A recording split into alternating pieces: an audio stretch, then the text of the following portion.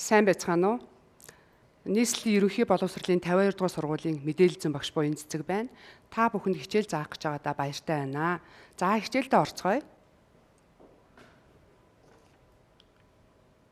За өнөөдрийн хичээлийн сэдэв гарын хурууны зөв байрлалаар доод игнэний үсгүүдийг бичих гэсэн сэдэв байгаа.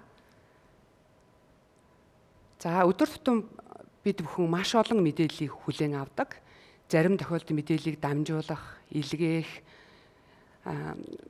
шаардлагатай болдог. Гарын буруу байрлалыг маш олон хүмүүстээр байрлалаар бичдэг олон хүмүүсээр судалж анализ хийж үзсэн байгаа энэхүү видеон дээр. Гарын буруу байрлалаар бичиж сурснаар бичих хурданд сөргөөр нөлөөлнө. Мөн мэдээлэл алдаатай бичихдэх нөхцөл бүрддэг. Энд ер нь гарын байрлалаар эхнээсээ л зөв суралцах нь хамгийн чухал зөвтэй байдаг. За энэ зурагнаас харахад хоёр хүний буруу байрлалаар бичсэн хоёр хүнийг харьцуулсан байгаа. Эхний хүн бол 1 минутанд 75 үгийг бичсэн.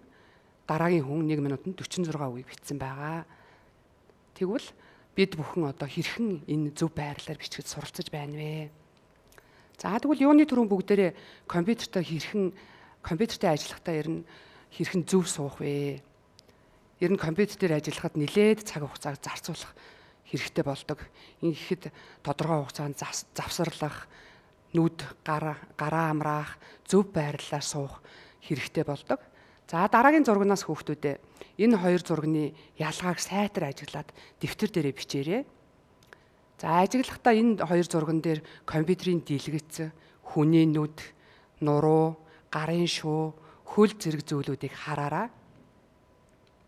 За өмнөх хичээл дээр бүгдээрээ гарын үндсэн байрлалыг үзсэн байгаа.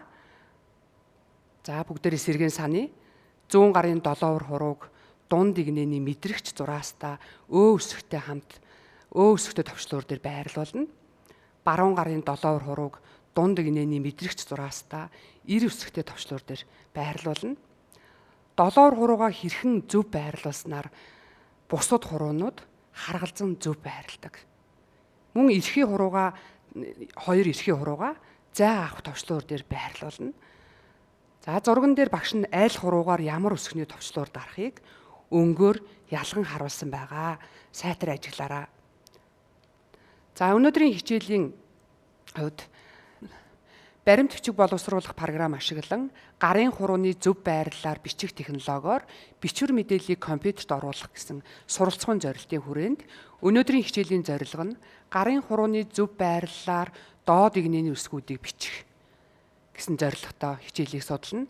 За доод игнэнд я, че, ё, ис, им, и, тэ зөөлний тэмдэг В, Ю гэсэн кирилл хэсгийг харгалзан хэрхэн аль хуруугаар бичгийг судалнаа.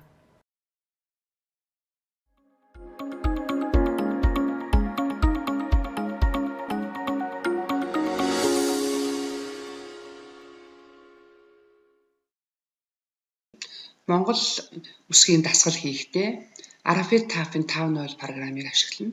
Дараах хаягаар Arafit Typing 5.0 программыг татаж суулгана. Мөн Google хайлтын систем дээр Arafit Typing гэж бичээд хайж татаж суулгаж болно. Программаа татаж суулгасны дараа программаа ажиллуулад Монгол үсгийн дасгал хийхэд тулд дараах тохиргоо хийнэ. Introduction цэснээс Add More Courses командыг сонгоно. За гарч ирэх цонхноос Arafit Typing Library цонхны MN Mongolia кириллик хэсгээс MN Introduction, MN 2 Beginner сонгоод Add төвчлүүр дарна. Доод игнэний төвчлөрүүдийн дасгалыг эхлүүлэхдээ Basic цэсний Lesson 4, Lesson 7, Lesson 8 хичээлүүдийг сонгоно. Дасгал хийхдээ программын дэлгэцийн доод хэсэгт байрлах, хурууны байрлал, заасан зургийн дагуу хурууг байрлуулж бичих, мөн дэлгэц рүү харж бичих зэргийг анхаарах хэрэгтэй. Дасгал хийгээд дууссаны дараа дасгалын үр дүнг харуулсан дараах цонх гарч ирдэг. За үүнд the overall rating бүх үзүүлэлтийн дундаж typing speed шивэх буюу оруулах хурд, accuracy гэхээр наривчлал, keystroke slow down удаашруулсан товчлуурын даралтын хувь гэсэн үзүүлэлтүүдийг харуулдаг. Мөн errors overview гэсэн хэсэгтэр алдаатай бичсэн үсгэнүүдийг улаанаар, зөв бичсэн үсгэнүүдийг ногооноор тэмдэглэж харуулсан байдаг. Гарын доод игнэний Монгол үсгийн товчлууруудыг дасгал хий. За lesson 4 гэсэн хичээл рүү орё бүгдээрээ. За программын дээд цонхон дээр бид бүгдийн дарах үсгэнүүдийг гаргасан байгаа, харуулсан байгаа. Доотлын цонхон дээр болохоор Монгол гарын байрлал мөн гарын хуруунуудыг харуулсан байгаа. За гарын хуруунуудад нь яг ямар аль үсгэн дээр ямар хуруугаар дарах вэ гэдгийг өөр өнгөөр харуулсан байгаа. За тэгээ хуруунуудыг болохоор дарах хурууг ногоон өнгөөр тусгаарлан харуулдаг. За ингээд програмаа эхлүүлье. Эхлүүлэхийн тулд дурын товчлуур дээр дарна. За 100 гарны 7 хуруугаар 9 үсэг. За эрхээ хуруугаараа заавна. Баруун гарны 7 хуруугаар К үсэг. Эрхээ хуруугаар заавна. 100 гарны 7 хуруугаар им үсэг. Эрхээ хуруугаар заавна. Баруун гарны 7 хуруугаар И үсэг. За буруу дарж байгаа учраас өнгө нь шууд улаан өнгөтэй болж байна. И үсэг.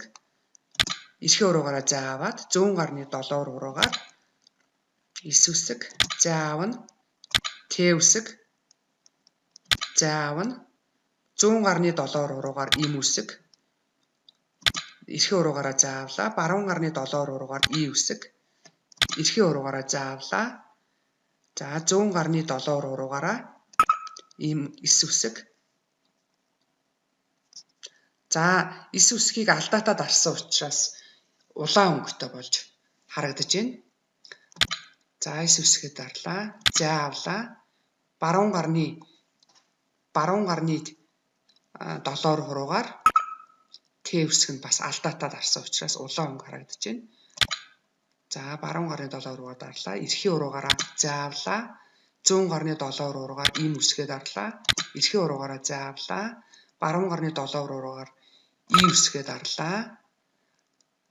За зайгаа авлаа. 9 үсгээ дарлаа. За энэ дээр зай авах товчлуур дээр бас алдаатай даралт хийсэн учраас улаан цэг гарч ирж байна. За Т үсэг, зай авах товчлуур, им үсэг алдаатай дарсан учраас улаан өнгөтэй боллоо. Зай авлаа. Баруун гарны 7 хуруугаар И үсэг. За программын үр дүн гарч ирж байна. Errors overview гэсэн хэсэг рүү ороход за хичнээн үсэг алдаатай бичсэн байна. Хичнээн үсэг зөв бичсэн байна гэдэг нь харагдана. Улаан өнгөөр бичсэн үсгнүүд нь алдаатай бичсэн үсгийн тоо. Мөн улаан цэг нь зай авахд алдаатай дарагдсан байна гэсэн үг. Ногоон өнгөөр бичигдсэн нь болохоор зөв бичсэн үсгийн тоо. Зөв бичсэн үсгнүүд нь харагдаж байна гэсэн үг. За overall rating буюу нийт дундаж бүх хэсгийн дундаж үзүүлэлт нь бол 26% байна. За тэгээд 1 минутанд 16 тэмдэгтийг бичсэн гэсэн хурдтайгаар бичсэн байна. За зөв бичсэн хэсэг нь 80%, буруу тэмдэгт бичсэн хэсэг нь 19% таарсан байна.